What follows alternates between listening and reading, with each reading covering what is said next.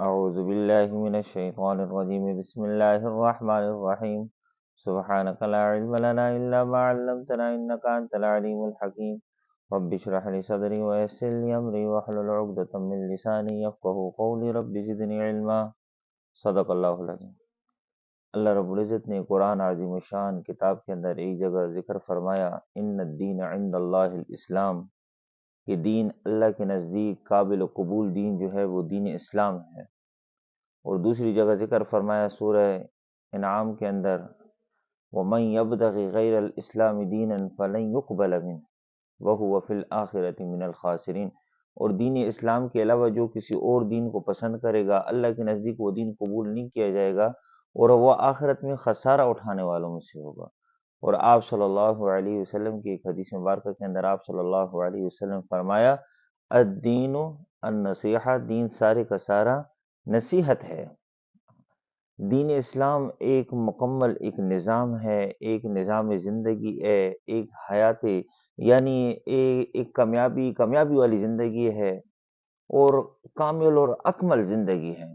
کیونکہ اللہ رب العزت نے جب یہ آیت نازل ہوئی حجۃ الوداع کے موقع پر، الیوم اکملت لکم دینکم واتممت علیکم نعمتی ورضیت لکم الاسلام دینا، کہ آج کے دن ہم نے تو آپ کے اوپر الیوم اکملت لکم دینکم، تمہارے اوپر ہم نے دین مکمل کیا، واتممت علیکم نعمتی، اور تمہارے اوپر ہم نے اپنی نعمت کو پورا کر دیا۔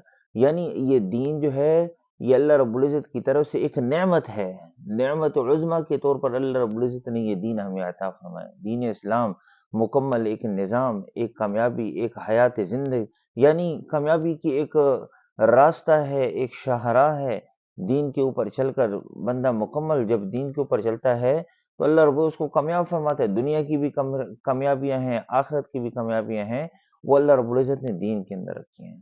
اب جو دین کے اوپر چلے گا اللہ رب اس کو کامیاب فرمائے گا۔ اور بنیادی جو چیزیں ذکر کی ہیں ایک کتاب کے اندر، سب سے پہلے جو ہے وہ عقیدے کے بارے میں ذکر کیا۔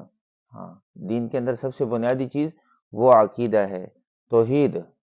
سب سے پہلی چیز جو ہے وہ عقیدہ ہے، ایمانیات۔ اور سب سے ایمانیات کے اندر جس طرح ہم پڑھتے ہیں نا، آمنت باللہ وملائکتہ وکتبہ ورسلہ والیوم الآخر والقدر خیرہ وشرہ من اللہ تعالی والبعث بعد الموت، یہ ایمانیات ہیں۔ دین کا بنیادی 5 چیزیں ہیں، دین کے اندر سب سے پہلے بنیادی 5 چیزیں ہیں۔ سب سے پہلی چیز کیا ہے؟ ایمانیات۔ پھر اس کے بعد وہ عبادات ہیں، عبادات یعنی اللہ رب العزت نے جو نماز فرض فرمائی، روزہ فرض فرمایا، حج فرض فرمایا، وہ ساری وہ عبادات کے اندر ذکر کی۔ اور تیسری چیز جو ہے وہ ہے اخلاقیات۔ اخلاقیات یعنی انسان کی زبان سے نکلنے والے الفاظ، یہ انسان کی یعنی اس شخص کی عکاسی کرتے ہیں کہ یہ شخص کس قسم کا بندہ ہے، اخلاقیات۔ اور چوتھی چیز جو ہے وہ معاملات ہیں، معاملات۔ اس طرح دیکھیں، عبادات کے لیے بہت تھوڑے سے ایمان کی ضرورت ہے، بہت تھوڑے سے ایمان کی ضرورت، لیکن معاملات کے لیے بہت بڑے ایمان کی ضرورت ہے۔ معاملات کے لیے آپس میں اس طرح آپ صلی اللہ علیہ وسلم کی ایک حدیث مبارکہ کے اندر ہے، آپ صلی اللہ علیہ وسلم نے فرمایا، تعاشروا کالاخوان وتعاملوا کالاجانب، آپس میں رہن سہن بھائیوں کی طرح کرو اور معاملات اجنبیوں کی طرح کرو۔ معاملات۔ اور 5ویں چیز جو ذکر کی ہے وہ معاشرت، رہن سہن، انسان کا رہن سہن کیا ہے، یعنی اوڑھنا بچھونا کیسا ہے، سنت کے مطابق ہے یا سنت سے ہٹ کر ہے۔ تو یہ رہن سہن ہے، یہ معاشرت ہے۔ تو یہ 5 چیزیں ہیں اسلام کے اندر۔ سب سے پہلی چیز بنیادی چیزیں جو 5 چیزیں ہیں، پہلی ایمانیات ہے، دوسری عبادات ہے، تیسری اخلاقیات ہے، چوتھی چیز معاملات ہے، پانچویں چیز جو ہے وہ معاشرت ہے۔ تو یہ دین جو ہے یہ مکمل ایک نظام ہے، ایک نظام زندگی ہے، ایک کامیابی کی ایک زندگی ہے، ایک شاہراہ ہے۔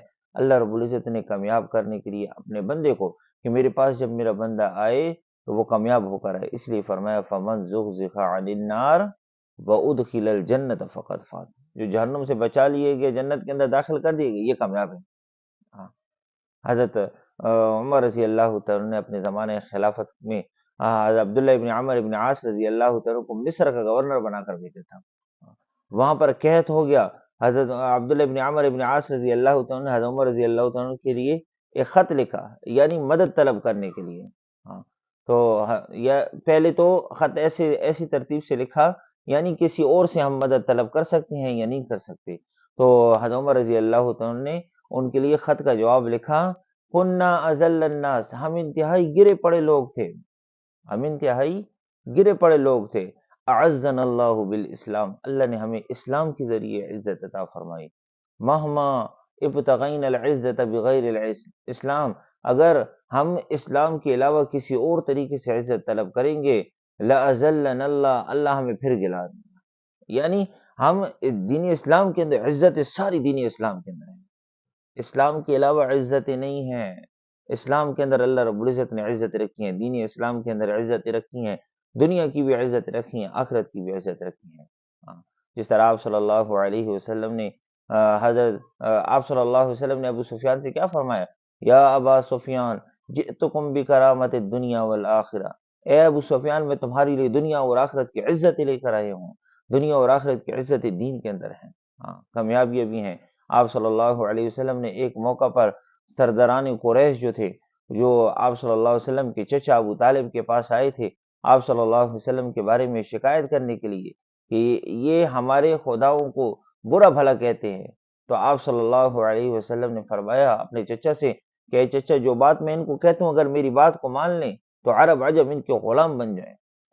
تو وہ کیا ہے؟ وہ دین اسلام ہے، جس کے اندر اللہ رب العزت نے دنیا کی بھی عزت رکھی، آخرت کی بھی عزت رکھی. جو کامیابی حاصل کرنا چاہتا ہے، قیامت کی صبح تک کامیابی کا ضامن وہ دین اسلام ہے. جو دین اسلام کے مطابق زندگی گزارے گا، اللہ اس کو دنیا کے اندر بھی کامیاب فرمائیں گے، آخرت کے اندر بھی کامیاب فرمائیں گے. تو اللہ سے دعا ہے کہ اللہ رب العزت ہمیں 100% دین کے مطابق زندگی گزارنے کی توفیق عطا فرمائے. وما علینا الا البلاغ.